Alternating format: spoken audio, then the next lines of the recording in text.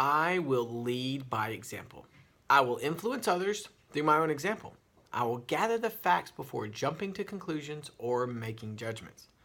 I will be the change I want to see. This pledge comes down to one simple question.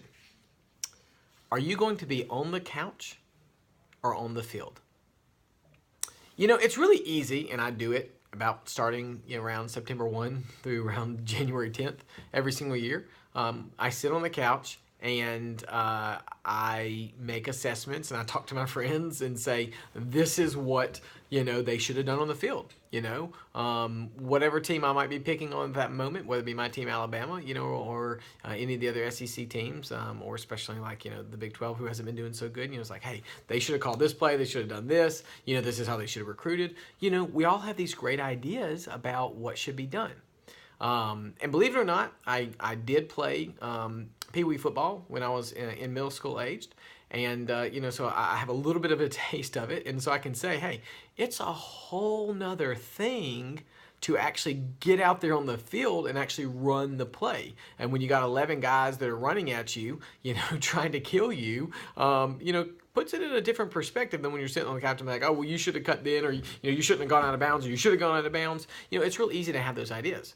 In the same way, I found in business that there's a lot of people who are on the couch and they have ideas about what people should do, whether they're talking about one of the big guys like Apple or Microsoft or Amazon or something like that, or, whether they're talking about, here at Slappy. People have ideas about this is what should be done, this is how it would be better. But for every one good implemented idea, there's like a million theoretical ideas that are out there. And so that's why I think that this pledge is so important, because it's lead by example. Be the change that you want to be. No one's going to be as passionate about your idea as you are. And so when you see something that needs to be changed, now I'm not saying that you do it all by yourself. Recruit other people to come alongside you, come talk to me about it. But my favorite thing to hear from employees who come to me with ideas is, hey, I've got this idea. This is how I'm thinking about implementing it. These are the team members I was thinking about asking to help me. What do you think? That's great, because then we can talk through that and I can, support that and help bring people around them to make it happen.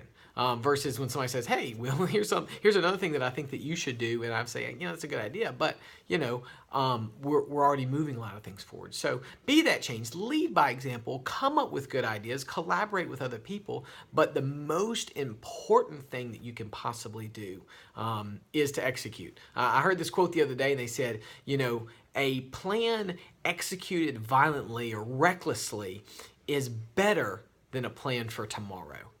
And so I think that's a good reminder for us is, hey, it's great to have ideas. It's great to have plans for the future and so forth. But what really makes the difference is the actions that we take today. So don't just simply be somebody on the couch pointing out what should or should not have been done, but be a player on the field that's making a difference every day.